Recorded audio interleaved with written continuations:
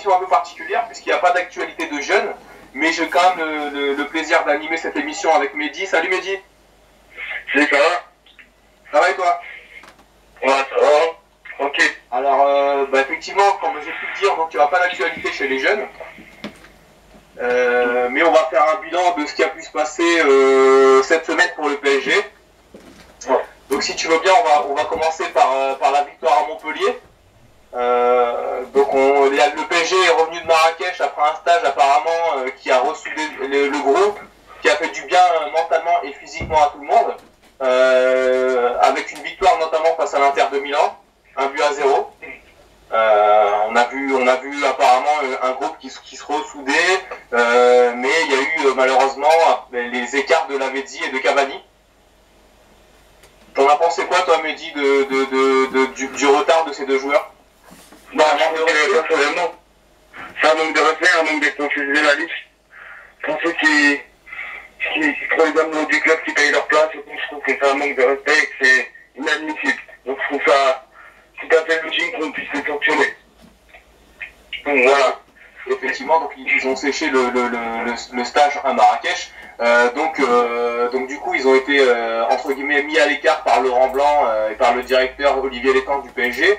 Le PSG donc s'est déplacé à Montpellier pour ce match de Coupe de la Ligue, de Coupe de France pardon, de Coupe de France.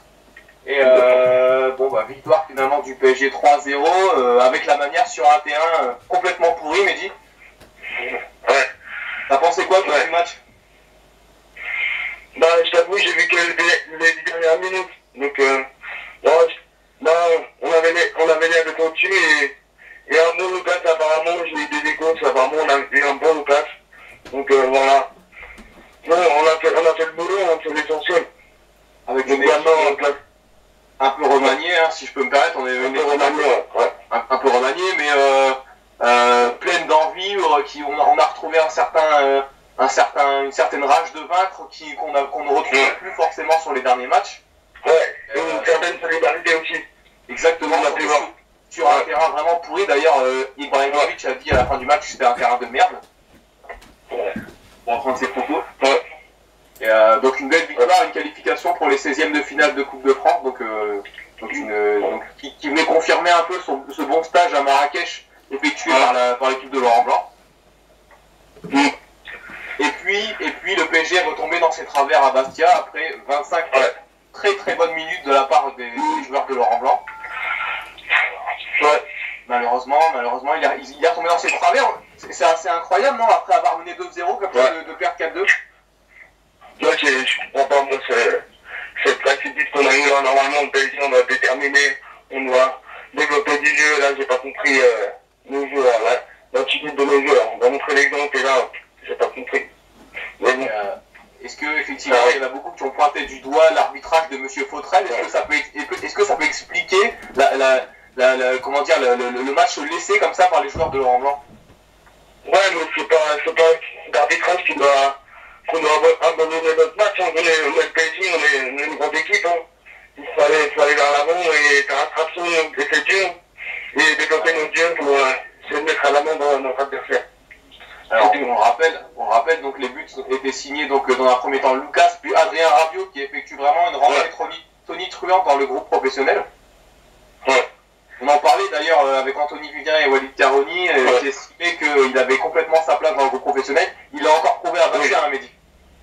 Ouais, là, largement prouvé. Hein. Mais moi, je le trouve tout un monde. À chaque fois qu'il fait ses matchs, il dit rien.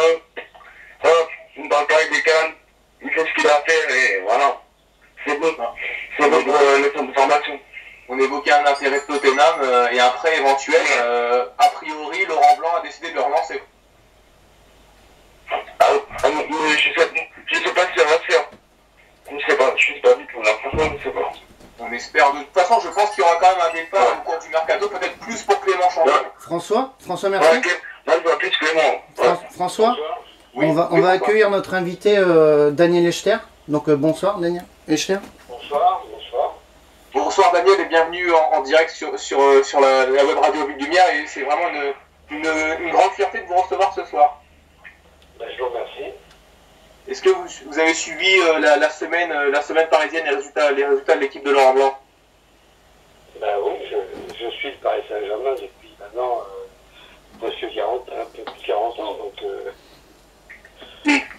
Alors, on l'évoquait justement, après un très bon séjour à Marrakech, ponctué par un bon résultat face à l'Inter de Milan et une belle qualification face à Montpellier, le PSG est un peu retombé dans ses travers, Daniel, de ces quelques semaines. Vous savez, si vous reprenez ce que j'ai dit en début de saison, je vous ai dit que cette équipe est moins forte que celle de l'N. Je l'ai dit en début de saison, c'est ce que je pense, parce que cette équipe, elle s'est renforcée de joueurs dont elle n'avait pas réellement besoin, au lieu de se renforcer là où il y avait besoin. C'est-à-dire qu'à mon avis, il fallait se renforcer sur le plan du milieu offensif et sur le plan d'un attaquant, voire deux supplémentaires. Et au lieu de ça, on a été prendre 3 défenseurs. Donc, cette équipe, une équipe que vous ne renforcez pas, elle est toujours moins forte l'année d'après. Parce qu'il y a des joueurs qui n'ont pas plus la même motivation, il y a des joueurs qui sont pas en forme. En plus de ça, il faut dire une chose, c'est qu'il y a eu des blessures au Paris Saint-Germain, des longues blessures qui ne seraient pas avantagées non plus. Alors, on l'a évoqué également tout à l'heure, Ezequiel Lavezzi et Edinson Cavani qui ont rejoint le groupe, qui ont séché la reprise, entre guillemets, donc cette reprise de 2015. Vous avez pensé quoi, vous, Daniel, du comportement de ces deux joueurs? Écoutez, c'est le comportement des joueurs. D'abord, il faut être dedans pour savoir quel est le comportement, quelles sont les relations des joueurs avec la direction, avec leur entraîneur et avec leurs camarades. Comme je ne suis pas là, je suis pas au courant, je ne veux pas me prononcer sur des choses que je ne connais pas. Mais pour moi, cette équipe joue moins bien au football que l'année dernière.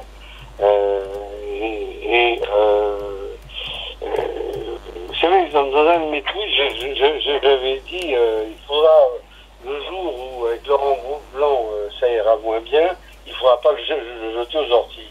Parce qu'à ce moment-là, tout était bien. Et quand il y avait des bons résultats, je dis bon, tout ça c'est bien, mais il faut faire attention. Il faudra bien faire attention de ne pas jeter en enfer celui qui à un moment a bien fait tourner l'équipe. Cela étant, aujourd'hui, il y a un vrai problème. C'est au président de régler le problème parce que moi j'ai dirigé 2 clubs, dont le Paris Saint-Germain, et j'ai plus souvent été en période de crise qu'en période d'euphorie. Parce que d'abord, à l'époque, Paris était une équipe que je finançais seul et qui n'avait pas des gros moyens. Donc on était toujours en difficulté et il y avait une ambiance formidable, mais les résultats n'étaient pas toujours là. Donc diriger une équipe qui est dans la spirale descendante, c'est toujours difficile. C'est toujours très très très difficile. Donc je me mets à la place des dirigeants, je me mets à la place de l'entraîneur, mais n'empêche qu'il faut quand même trouver des solutions. À Strasbourg, j'ai eu la même chose, j'ai eu une période d'euphorie, et puis j'ai eu une époque où ça allait plus. Alors, pourquoi les choses ne vont plus? D'abord parce que, et pourquoi les choses ne vont plus? Parce que cette équipe, on le voit, elle manque de solidarité. Elle manque de solidarité. Ce problème, c'est à l'entraîneur de le résoudre. Et c'est vrai qu'on ne dirige pas des joueurs du niveau de certains joueurs du Paris Saint-Germain, comme on dirige une équipe de Guingamp ou d'Évian, parce que c'est pas le même niveau de joueur. Alors c'est aussi plus difficile. Mais cela étant, le problème aujourd'hui, changer un entraîneur, parce que j'entends ça un peu partout, en cours de saison, pour moi c'est toujours une erreur. On change un entraîneur que dans un seul cas, quand il n'y a plus l'adhésion de ses joueurs. Et si Laurent Blanc n'a plus l'adhésion de ses joueurs, il le sait mieux que quiconque. Et à ce moment-là, c'est lui qui doit partir. Mais le président, pour le moment, enfin moi je pense, parce qu'on entend trop, Laurent Blanc va être remplacé par un tel, tout ça crée un climat d'excellence et que c'est pas sain pour une équipe. Maintenant, il faut remettre peut-être les choses en place en disant que cette saison, ça ne sera pas une saison exceptionnelle, parce que n'a pas été celui qu'il aurait dû être. Voilà, c'est tout, il n'y a pas autre chose. Il n'y a pas grand chose de plus à dire que ça. L'équipe, moi je savais que l'équipe serait moins forte cette année que l'année dernière. Il va falloir continuer, il faut construire, il faut faire sortir des jeunes, il faut être recruté en fin de saison, voilà, c'est tout. Xavier, à toi? Ouais, bonsoir Daniel. Bah ouais, c'était la question, oui, justement. Je voulais savoir, mais Daniel a un petit peu répondu, mais parce que dans tout ce que vous dites là, mais est-ce que vous pensez pas que la situation elle va devenir, si ça continue comme ça, presque ingérable et vous voyez-vous Laurent Blanc finir la saison? Imaginons demain ils perdent déjà en Coupe de la Ligue, ça va. Alors déjà entre la défaite de samedi, s'il venait à perdre là, ça va commencer à être difficile pour lui, non? Bah écoutez, le problème il est toujours le même. Dès l'instant où une équipe tourne pas, la première petite chose c'est l'entraîneur. Moi je pense une chose, c'est aux joueurs d'en décider. Hein, parce que quand se passe, y a-t-il une adhésion des joueurs ou pas avec Laurent Blanc? Moi je ne le sais pas. Hein, peut-être que vous avez des tuyaux, moi j'en ai pas. Ce que je vois c'est que la manière dont ça joue, il y a un manque de solidarité, il y a des joueurs qui ne prennent pas leurs responsabilités. Maintenant, là où je suis très très étonné, c'est que la charnière centrale, qui était la meilleure charnière centrale l'année dernière, est devenue une charnière centrale extrêmement friable. C'est-à-dire que quand on recrute, il n'y a pas que la qualité du joueur qu'on recrute, pas que la qualité technique, parce que Sylvain est un joueur de très haut niveau. Mais le problème, c'est que les qualités mentales sont plus importantes. Et un joueur qui a le mental, il a le mentalisme. Et pour cela, pour moi, il n'y a pas de 36 solutions. C'est quand on recrute un joueur et qu'on le paye le prix qu'on le paye, il y a au moins des tests psychologiques à faire pour connaître le caractère du gars. Hein? Parce que là, apparemment, après sa Coupe du Monde désastreuse, la Coupe désastreuse, de la charnière centrale brésilienne, sur le plan du mental, là ça va pas, il y a quelque chose qui va pas. Mais des tests psychologiques graphologiques même auraient permis de le savoir avant de les recruter. Hein, donc ça ça fait partie du recrutement. Et puis on peut se poser la question aussi, on se rappelle que si vous parliez de la charnière, mais bon l'année dernière c'était pas David Luiz, il est arrivé cet été là, et que Mourinho il mettait plus en milieu de terrain, donc on peut se demander si c'était la bonne solution de le récupérer, qu'il a plus de repères maintenant au milieu de terrain, et que par exemple quelqu'un comme Marquinhos il apporterait plus peut-être aux côtés de Thiago Silva, et il faut dire aussi que Thiago Silva c'est plus le même que l'année dernière, la Coupe du Monde lui a fait vraiment beaucoup de mal. Heureusement d'ailleurs, mais vous avez 45 000 entraîneurs qui ont 45 000 opinions différentes. Donc il faut laisser l'entraîneur décider. Ça c'est le problème, c'est que moi j'analyse les choses de manière différente des dirigeants, et dans ma tête j'ai toujours été dirigeant. J'ai jamais été sélectionneur, j'ai jamais été entraîneur. Mais il est évident de voir que cette équipe l'année dernière qui tournait à fond, avec un milieu de terrain qui était à fond, mais peut-être que Matuidi n'est pas dans une forme physique suffisante pour répéter ce qu'il a fait l'année dernière. Mota non plus. Donc, si vous préférez, et là, le milieu n'a pas été renforcé parce que Cabaye n'est pas un renfort. Il est au même niveau. Il a fait, puis il y a un manque de confiance en lui parce qu'il joue pas. Alors, il y a ce joueur qui est un joueur magnifique, qui est Verratti, qui lui est en devenir et qui sera un patron un jour ou l'autre. Mais on a recruté des joueurs dont on n'avait pas besoin. Ben, je veux vous dire qu'avec Thiago Silva et Alex.